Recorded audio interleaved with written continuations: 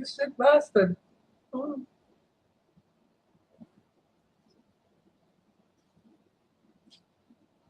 yeah, actually, you actually did see somebody get stretched out.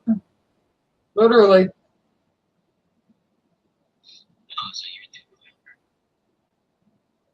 Uh, no, you just got through telling me that you saw that one person getting stretched out. Yeah, that's what I was talking about. Uh, no, you just got through telling me that you saw that one person getting stretched out. Oh.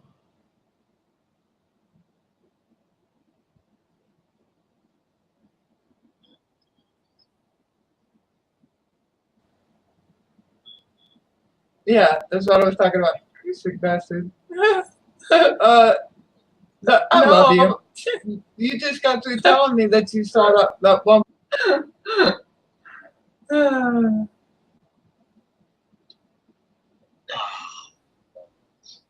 Yes. Balls are so fun to fucking play with. They're fun to play with. They're fun to watch. My funniest thing about balls is when I'm watching them move around because they literally move around by themselves. It's amazing.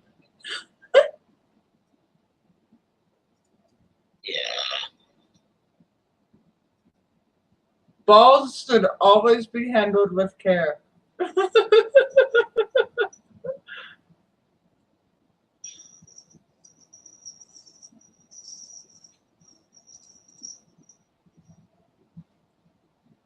Handle your balls with care.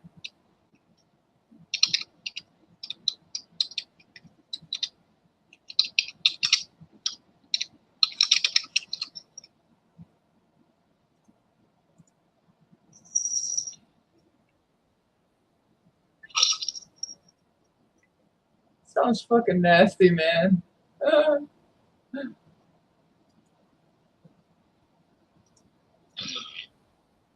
yeah.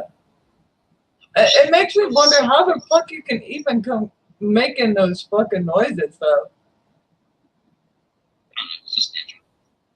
though.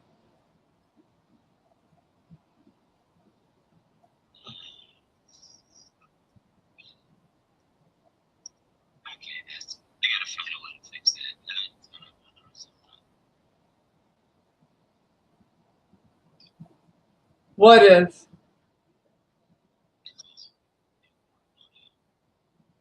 Oh, shit.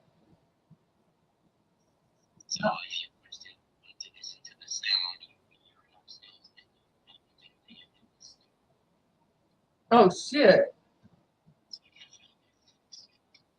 Okay. Take your time.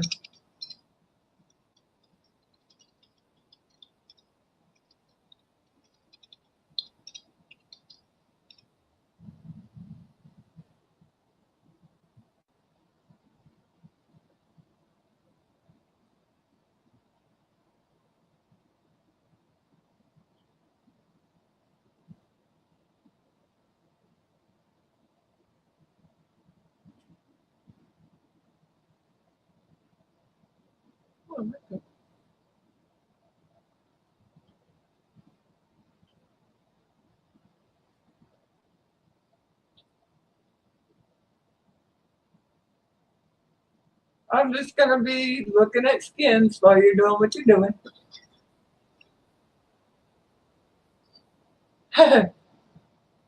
Is that kind of like pork skins?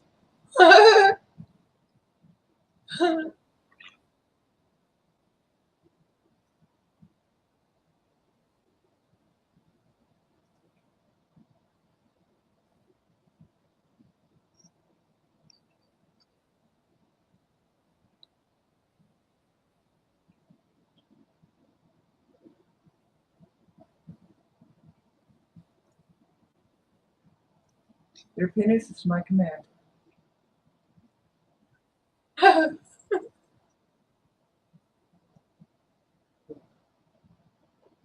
You don't ever remember me saying that?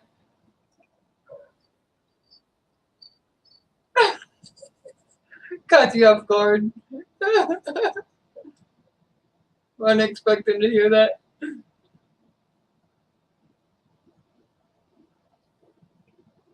I noticed it got really quiet.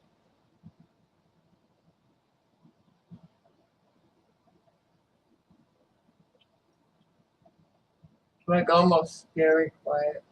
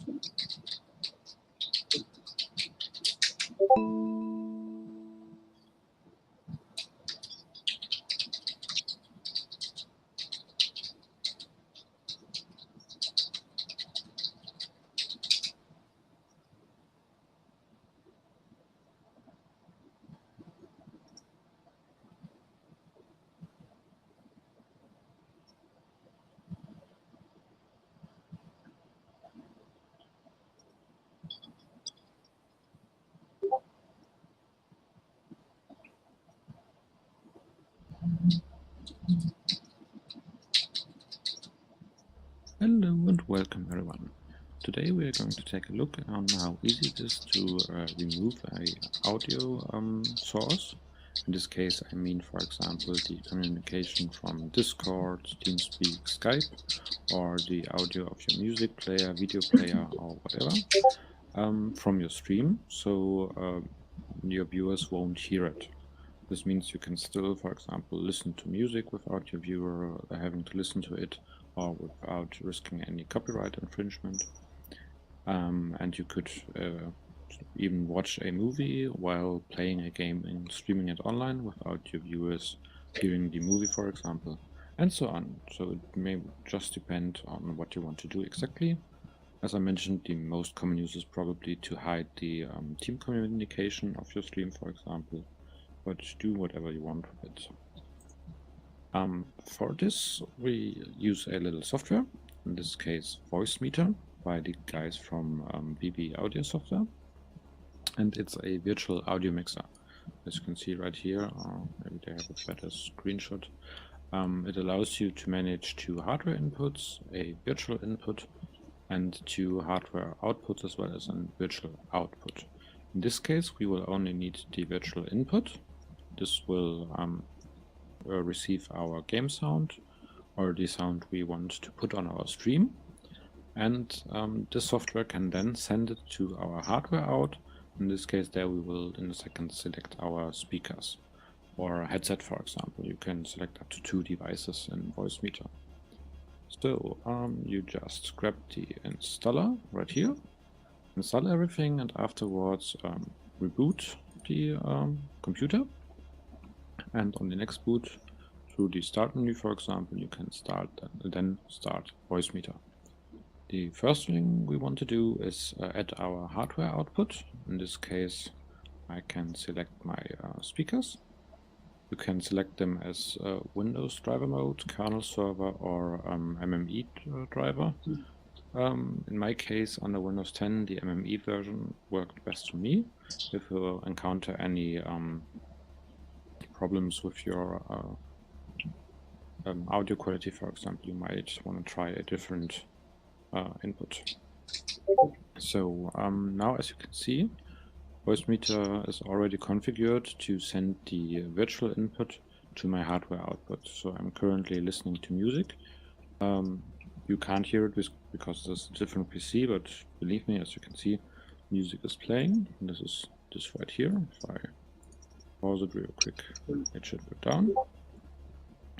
And at the moment, the music is also being sent to my speakers because this little button here is active. And now play the music again. You can see the virtual input is not going to my main out. The main out in this case represents the A1 and A2, so the selected devices. This means at the moment, if this would be, for example, my game input, you yourself would not hear the game input, but it would still be heard on stream if you configure your streaming software properly, which we will do in a second. So if you want to listen to the game input, always make sure that this little button here is green. And that's pretty much all we need to do in the voice meter configuration. One last thing we have to do is make sure it starts every time with Windows, so it's always active for us. Oh, and by the way, we can pretty much deactivate the other buttons for the moment, as we don't use the other devices, so it's only copying the one virtual input to our speakers. But the important thing is to click on the menu button.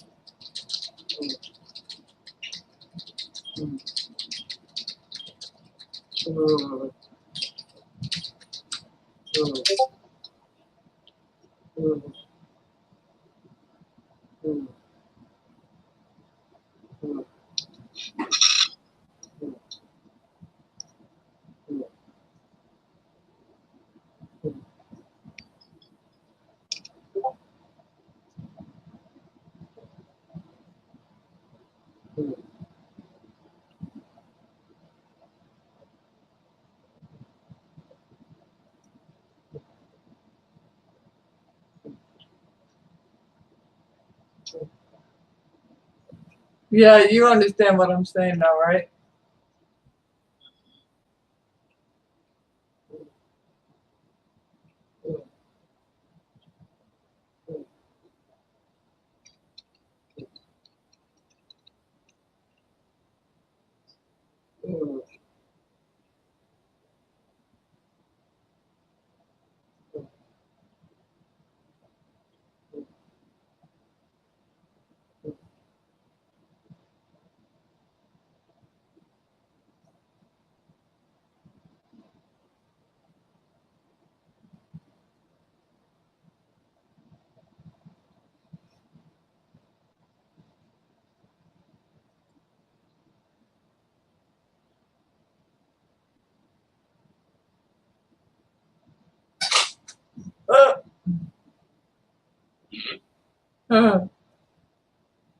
Oh, my stomach's acting up.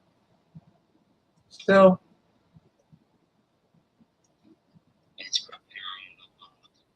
Yeah, pretty much. That's what I have a feeling it's doing. Yeah, and then I'll be singing that song, my ass, my ass, my ass is on fire. It's not the roof is on fire, it's my ass is gonna be on fire. Because it already was today. Like, I wanted a break. Like, maybe do it sometime tomorrow, but I don't think. Oh, that's fucking funny.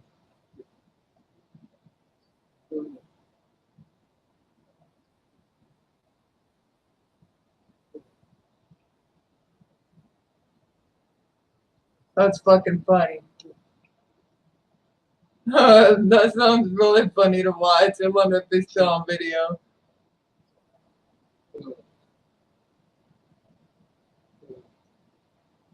Because a lot of YouTube videos end up getting deleted. So I wonder if it's even still there.